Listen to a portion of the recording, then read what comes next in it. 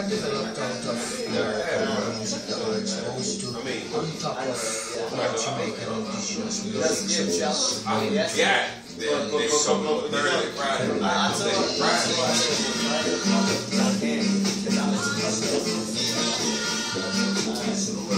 to Colorado yesterday.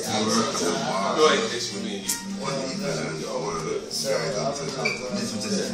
The punch the jukebox. The song was called Simmer Down. And no more other tune playing that box the whole time you're there. But simmer down, right?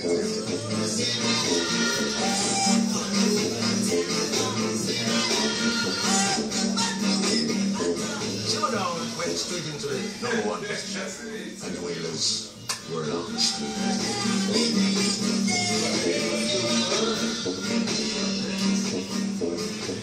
What was it like working in Studio One when you started? Yeah, it was good, because, first experience within music, working with some good musicians and trying to get the harmonies and everything. It was great. I heard you personally lived in the studio. Sometimes.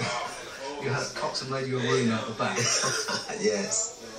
Well, Cox was a smart guy in that he has an ear for music. He might not be an instrument player, he might not even know if the guitar is tuned, but he knows when the sound is right.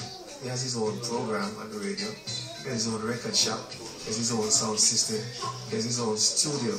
So he's obviously a leader. Cox was like a father to us, be honest. Cox was like a father to us. He cared for us. Cox gave Robbie a little room around the back premises. I didn't have anywhere to live neither. So Robbie and me lived there. Both of us lived there. So we became intimate good friends. He gave Robbie a record player and a lot of foreign records. Robbie was a fanatic in listening to these things because he was a serious focus man, even as a youth. Jamaica music developed from calling what we call do-overs, version of somebody's song in America.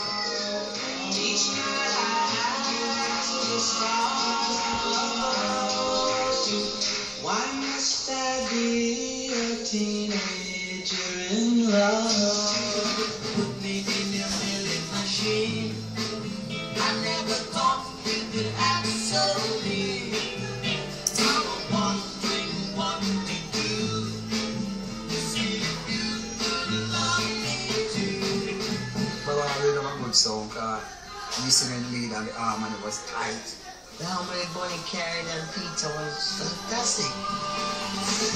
Why must I be a teenager in love? Peter and Bonnie was the most vocal one to say hi. But Bob was very reserved and just look. As we said, just cut and look. Well, as much as there was this obvious love and admiration for each other and of each other, there was always a deep underlying tension that none would be a yes man to the other. I think the music was the glue that held them together.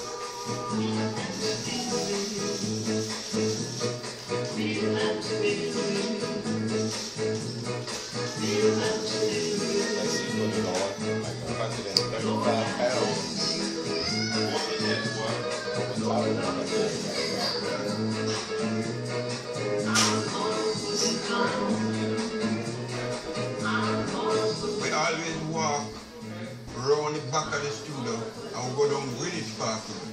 So Rita was living from Greenwich Park Road. By then, he was admiring me. You go through that little thing.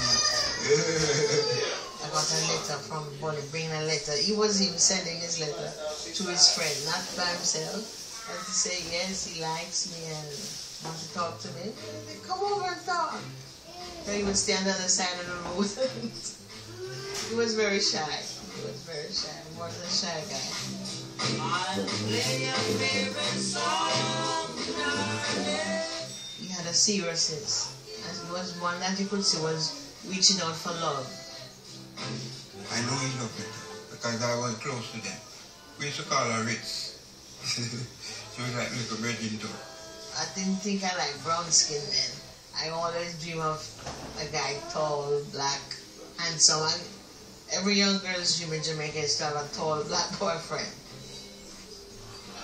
They would call Bob an outcast. But you really don't belong to no, you're in between. You're black and white, so then you're not even black.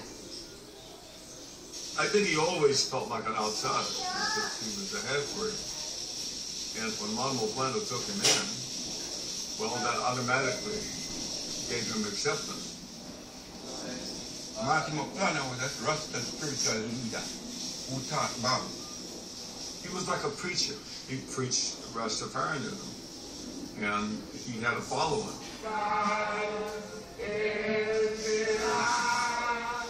He hooked up with Bob as a young boy. I think that they gelled together. Bob looked up to this. Oh, yeah. So all the suffering going on in Jamaica, it turned you into a militant person. Because you always have to try to find a way out of the system. And we see Rastafari as a liberationist religion. It is prophesied that oppression makes the wise man mad. And who is madder than my servant, said the Lord our God, Rastafari. Rastafarian were the only true Afrocentric black people who preach self-reliance, who preach self-confidence. But we interpret the Bible a different way. Most of these places that they're telling you about in the Bible is in Africa. The Garden of Eden is in Africa. The teaching that we get from the elders then is that we always have to look for a black man as God. We, somebody that we can identify. Christ promised to mankind that he will return within 2,000 years. And then when he returns, he will be the King of Kings through the lineage of King Solomon and King David. And we look out here to see who is this one man, Haile Selassie I first. Emperor Haile Selassie is the reincarnation of Jesus Christ. He is our God, Rasta God. Rasta said, the purpose of life is to be happy. Everybody's supposed to be happy and live in peace, love, and unity. Yeah, man. I think when him start taking it serious now what a Rasta man was, and him start growing dreadlocks. Locks meant that you were a Rastafarian and you've taken a vow, Nazarite vow, not to cut or comb your hair for a certain length of time, and it has a significance and it's not to be taken lightly. How important are the dreadlocks? Yes. Is that This is part my of being a identity, Rasta? man. Yeah, this is my identity. Then you go through all the various rules for living as set out by the Bible, how you eat, how you live, how you treat other people. And he believed that if you practice these things, well, life will be better, not only for you, but for everyone else. Got to. Got to.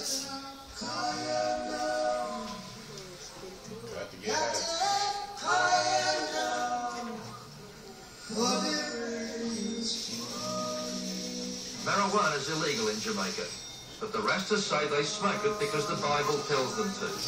The book of Revelation says to partake of the herb. Herb was like a sacramental food to us. We take it Don't for go using that for an excuse to reasons, get high. not just to get high. What? It's in the Bible. It's in the Bible. And it's in Revelations too. Good. Look it up. Man, he'll leave like. Yeah, we smoke, I'll smoke. Yeah, watch it, Marley. What's it about? Consciousness. It was all around the world that find people. Really? Mighty like me, you know. So Did they show what it was about? Bob Marley live, man. And some more people, like Rasta, they talk to them and find out to the same thing. Have inside the same thing. How you were. This is about I need to I think So what? in the belief and knowledge of Haile Selassie,